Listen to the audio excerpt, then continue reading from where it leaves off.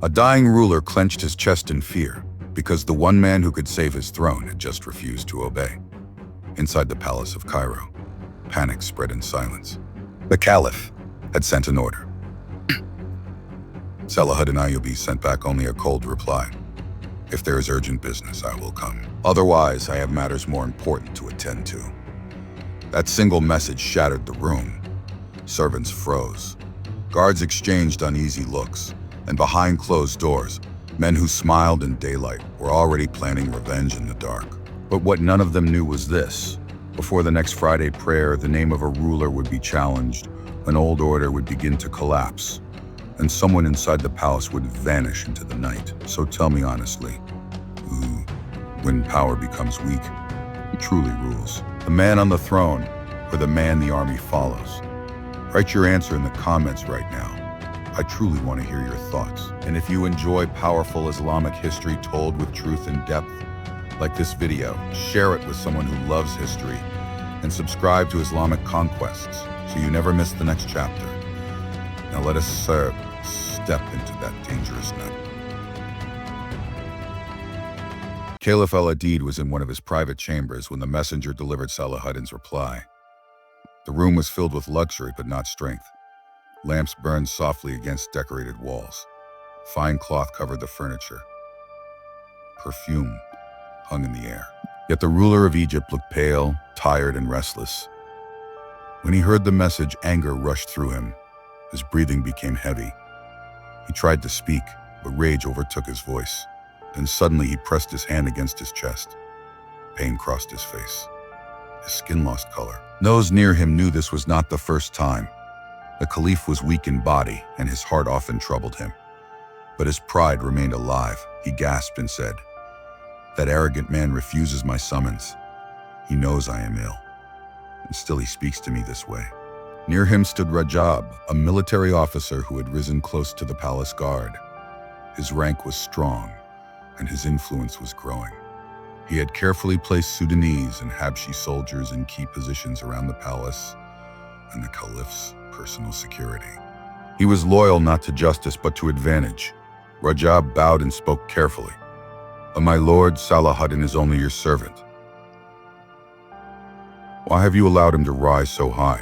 If you command it, send soldiers now. Bring him here in chains." Those words fed the fire already burning inside the ruler. But another figure in the chamber moved closer before the Caliph could answer. It was Amarara, a woman whose beauty had deeply captured the aging ruler. She knew how to calm him, how to flatter him, and how to guide his emotions without force. Her presence in the palace had become powerful. She lifted a cup to his lips and spoke softly. "You must not anger yourself, my lord. Your health cannot bear it." From a golden container, she placed a small amount of powder into his mouth, then gave him water. Slowly, his breathing eased. The Caliph touched her hair gently and said, "If not for you, what would become of me? Others love my rank. You care for me." Rajab watched silently. He understood something important. A weak ruler ruled not through command, but through moods, fears, and influences. Whoever shaped those things shaped the palace itself, and Rajab intended to do exactly that. After a moment, the Caliph turned back toward him. "Why did I call Salahuddin?" He said bitterly, "But not because I needed him. I called him so he remembers there is still a master above him. I wanted to summon him again and again, so he stays beneath my feet." That confession revealed more than he realized. The throne still existed, but authority was slipping away. Rajab lowered his head, then began the poison he had prepared for years. My lord," he said, "you are too noble-hearted. That is why Salahuddin dares such disrespect. Have you forgotten? He is not of your house. He is not of your blood. He is a Kurd. Yes, he may know war. Yes, he may command armies. But should such a man hold Egypt in his hands?" Khalzab continued. "When the old forces stood strong, the people trembled before your power. Their commanders stood at your door in obedience. Now you call one man, and he refuses to come." The room fell silent. And suddenly the Caliph shouted. Rajab's face lost color. Arara pulled back in surprise, but the Caliph leaned into his seat and laughed weakly. "You're guilty," he said, "because only now, after 2 years, you tell me this. If Salahuddin was dangerous, why did you stay silent until he became strong?" Rajab quickly bowed lower. "I feared speaking against one chosen by higher authority. But now his insults and the danger to your health force me to speak. My duty is to warn you." The words were smooth, measured, dangerous. Al-Marara, seated beside the Caliph, gently touched his cheek and distracted his anger once more. He smiled at her like a man trying to forget reality. Rajab saw it all. This ruler could be guided, and what happened next would soon test everyone around him. The Caliph said at last, "I admire Salahuddin for one thing only, that he fights in battle and raises the banner of Islam." Rajab answered immediately, "O my lord, forgive my boldness. He does not fight for the glory of the Caliphate. He fights for himself." Those words hung in the air. The Caliph narrowed his eyes. Rajab moved closer. "Ask the soldiers. He speaks not of serving old authority, but of building a vast Islamic state with no limits. Do you not see? He dreams of a throne of his own." No one in that chamber knew how heavily those accusations would weigh in the coming hours. Rajab then reminded the Caliph that reinforcements had come from Nur al-Din Zangi without proper consultation. Thousands had entered Egypt. Many had stayed. "Why were they not sent back?" Rajab asked. "Because they are not guests. They are foundations." The Caliph now looked troubled. For the first time that night, anger turned into fear. Rajab pressed further. He spoke of old commanders who had disappeared. He claimed experienced men of the former order had been removed or killed. He claimed Salahuddin acted first, then blamed others later. He claimed every victory had strengthened one man more than the throne itself. Whether all of it was true, partly true, or twisted for effect mattered less than one fact: the Caliph was listening. And once fear enters the mind of a weak ruler, rarely leaves quietly. Al-Marara leaned close and whispered, "You must control him before he controls all." The ruler's fingers tightened around the armrest. Outside the palace, Cairo continued as normal. Markets closed. Lamps dimmed. Families slept. No one in the streets understood that behind those guarded walls, decisions were forming that could spill blood before dawn. But what none of them knew was this. While the Caliph's chamber filled with suspicion, Salahuddin had already begun moves of his own. And by the time the palace acted, it might already be too late. Night settled over Cairo, but the city did not know how close it stood to upheaval. Within the palace, Caliph al-Adid remained surrounded by silk, lamps, perfume, and false comfort. Yet beneath the luxury sat a man weakened by illness and shaken by fear. Rajab had done his work well. Doubt now lived inside the ruler's heart, and once doubt enters a palace, it soon searches for blood. The Caliph looked toward Rajab and said in a low voice, "If what you say is true, then Salahuddin has insulted me, used my name, and grown stronger under my shadow." Rajab bowed. "O my lord, this insult is not against you alone. It is against the throne itself." Those words struck exactly where he intended. Al-Adid straightened as much as his failing body allowed. His pride, though wounded, was still alive. "I will punish him," the Caliph said. "I will summon him again. I will have him beaten before all." Rajab raised his hand gently, pretending caution. "Me, lord, not by open force. The people admire him. Many soldiers follow him. If he is attacked publicly, the city may turn." The ruler hesitated. Rajab saw the moment and stepped deeper into it. "There are other ways," he whispered. "Quiet ways, final ways." The Caliph stared at him. "What do you mean?" Rajab lowered his voice further. "There are men who remove problems and leave no trace. Men feared in mountains and alleys alike. If you permit it, I can make Salahuddin disappear, just as others have disappeared." The room became still. Even the lamps seemed to burn more quietly. For a few seconds, the ruler said nothing. Then greed, fear, and humiliation joined together in one decision. "How much?" he asked. Rajab almost smiled. "Whatever they demand." The Caliph answered without pause. "Give it." That sentence may have been spoken softly, but its consequences were immense. A secret order had now been born inside the palace. The assassination of Salahuddin Ayyubi. What happened next changed everything. While Rajab prepared to leave, Amirara moved closer to the Caliph. Her voice was soft, almost caring. "You must rest now. Too much anger harms your heart."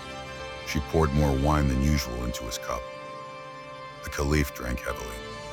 Then she mixed sleeping powder into another drink and guided it to his lips.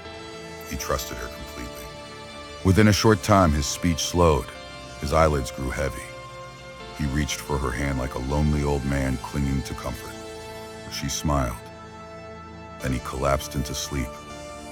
The lamps were dimmed and dark. The ruler of Egypt lay unconscious while decisions made in his name moved through the night beyond his control. No one at that moment understood what was coming. Aurora quietly left the chamber and moved through the palace corridors toward her own private room. She was used to secret movement. She was used to hidden conversations. Some in the palace whispered that Rajab often visited her after dark. Whether for politics, desire, or both, danger followed such meetings. She entered her chamber. Then in the next instant, everything changed. From behind the doors, shadowed figures rushed forward. A heavy cloth was thrown over her. Before she could scream, another cloth bound her mouth. She struggled, but strong hands lifted her from the floor. Two men carried her out swiftly. They moved through passages few people knew. Narrow corridors, parkour, service routes, stairways hidden from guests and servants. Whoever these men were, they understood the palace well. They climbed into darkness and reached an upper point where a rope had already been secured. One descended first with the woman over his shoulder. The second followed. Within moments, they were outside. No alarm was raised. No guard challenged them. No cry was heard. Some distance away, 4 horses waited with other riders. The bound woman was placed across one saddle. The men mounted quickly. One rider whispered, "Not yet. Move slowly. Moves will wake the city." So they advanced at a careful pace through the sleeping streets. Only after leaving Cairo behind did they begin to ride faster into the night. And just like that, a woman who held influence over the Caliph had vanished. Inside the palace, the ruler slept in drugged silence. Rajab, meanwhile, was absent from the gathering of pleasure and music that usually occupied such nights. He had gone to arrange the killing of Salahuddin. He sought contact with feared killers, men whose name alone caused unease, men hired for blades in the dark.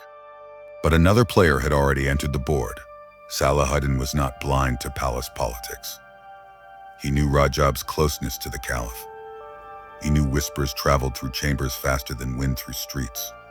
He knew that when old power feels threatened, it rarely chooses honor. So he had ordered trusted agents to watch the palace carefully. Any unusual movement, any secret meeting, any suspicious rider leaving by night, nothing was to be ignored. Ayat's decision would soon test his leadership. Reports had already begun reaching him. Rajab was moving strangely. Palace guards had shifted positions. Servants spoke in hushed tones, and now a woman from the inner court had disappeared. Salahuddin listened in silence as information came piece by piece. He did not react in anger.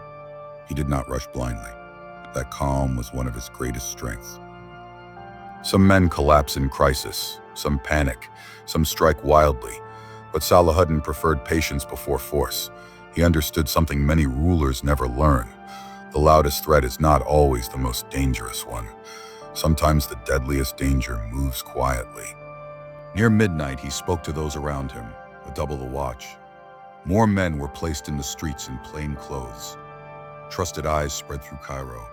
Messengers remained ready. Key routes were monitored. Those close to Rajab were observed. And still the larger question remained unanswered. Would the palace strike first, or had it already begun? As dawn slowly approached, Cairo still seemed calm from the outside. Markets would open in hours. Worshippers would prepare for prayer. Children would wake. Traders would count coin. Yet beneath that normal life, 2 centers of power were now moving against each other. The palace held titles. Salahuddin held momentum.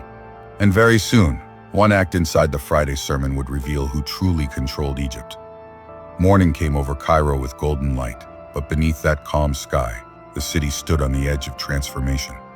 Most people knew nothing of the before. They did not know a secret order had been given against Salahuddin. They did not know a powerful woman from the palace had vanished into darkness. They did not know spies were already moving through streets and markets before sunrise. Yet history often changes, while ordinary life appears untouched. This day was Friday, and Salahuddin had chosen this day carefully. He had already spoken with respected scholars and trusted advisors. Among them was al-Hakkari, a man of learning and influence. Another respected figure, the Caliph of the Grand Mosque, had also been approached. Their task was simple in words, but enormous in consequence. During the Friday khutbah, the name of the Fatimid Caliph would no longer be proclaimed. Instead, the khutbah would recognize the Abbasid Caliph in Baghdad. To many modern listeners, this may sound symbolic. But in that age, it was far more than words. The names spoken from the pulpit represented political legitimacy, religious authority, and the public face of rule. To remove one ruler's name and replace it with another was to announce that an era was ending. And if the people rejected it, Cairo could erupt. That was the risk. That was the suspense hanging over the city. No one at that moment knew whether prayer lines would remain calm or break into chaos. Salahuddin entered the mosque quietly and stood among the middle rows. He did not sit like a king demanding attention.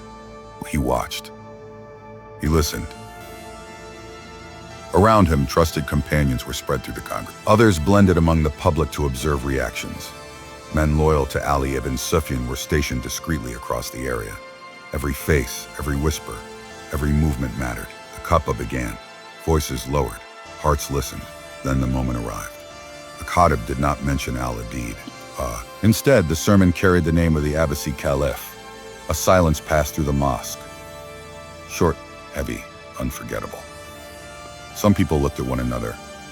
Some frowned in confusion. Others seemed hardly affected. A few quietly muttered that the preacher had done something dangerous. But there was no uprising, no mass outrage, no riot in the prayer lines. Many ordinary worshippers simply continued as normal. Some reportedly said, "What difference does it make? The Caliph is not God, nor the messenger." That reaction told Salahuddin more than any formal report could. The emotional grip of the old regime had weakened. Its symbols remained, but its hold on the people had faded.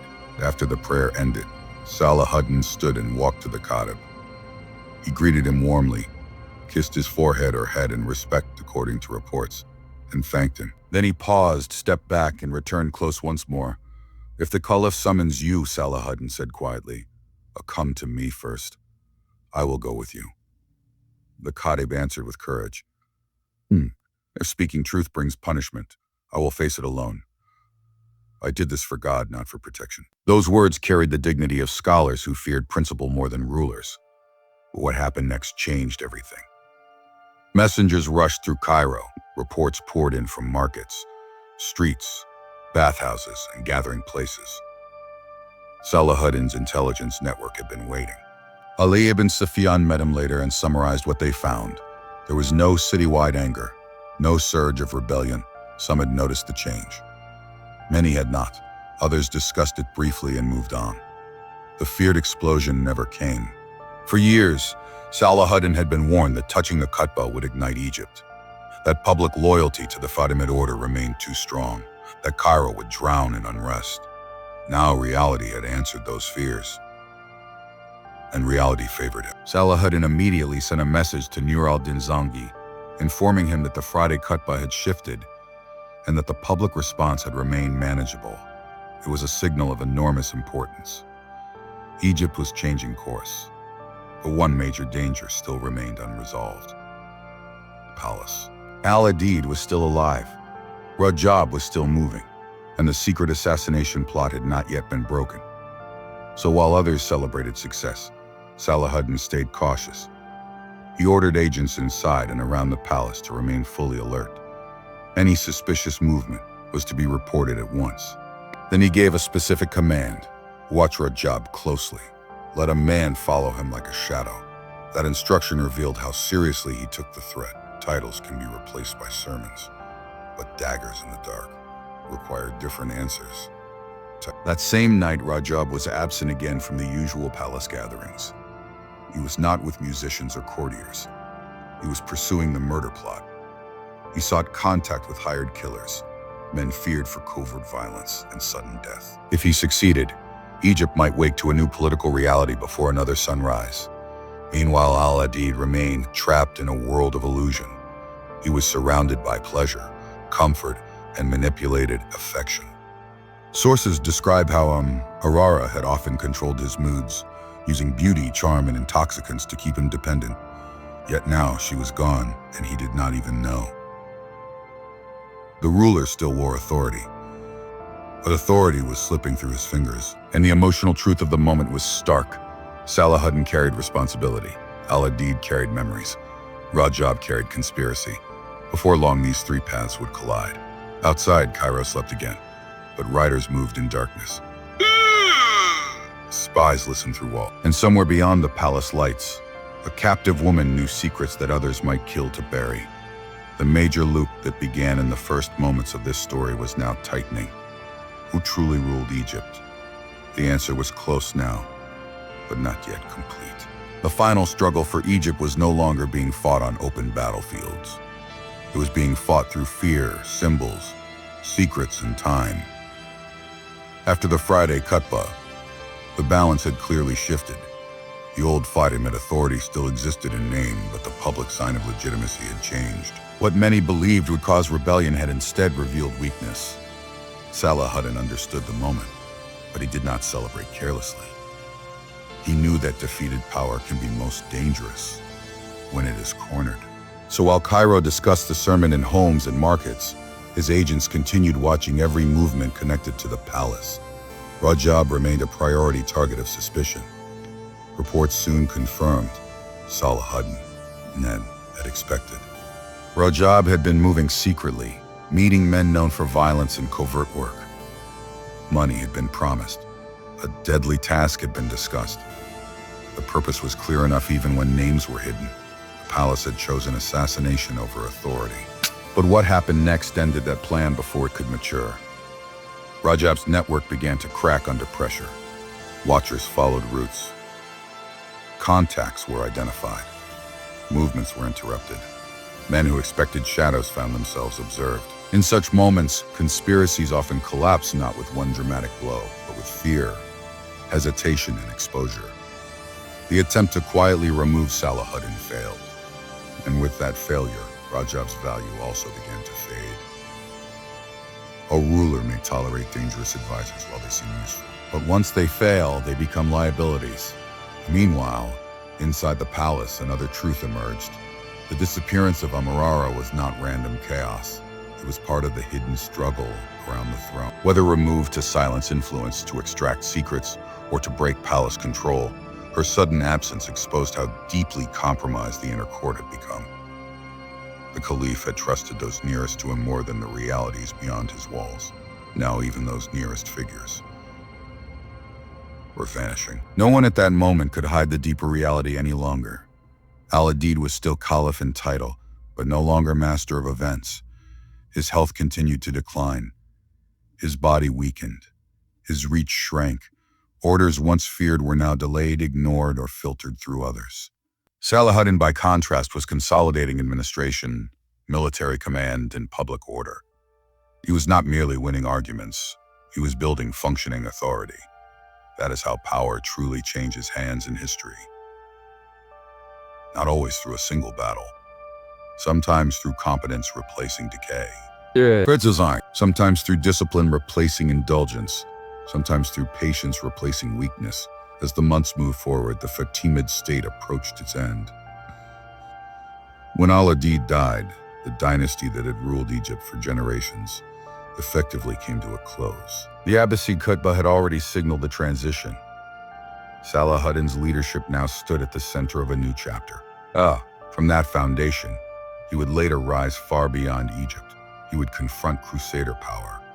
He would unite lands fractured by rivalry. He would become one of the most respected figures in Islamic history. But those larger victories were built on quieter moments like this one, moments in chambers, mosques, streets and sleepless nights, where decisions mattered before armies ever marched. And now we can answer the question that opened this story: who truly ruled Egypt? The man on the throne, the man the army followed. In the end, neither title nor luxury saved the old order. Real authority belonged to the one who could govern, protect, organize, and carry the trust of people and soldiers alike. That was Salahuddin's advantage. Yet history also leaves a warning. When rulers isolate themselves in comfort, ignore reality, and let flatterers shape their decisions, decline begins long before collapse is visible. If you enjoyed this story, like the video so more people can discover real Islamic history. Comment below. Was Salahuddin's rise inevitable, or could the Fatimid palace have stopped him? Share this video with someone who loves history, and subscribe to Islamic Conquest for more powerful stories from the past.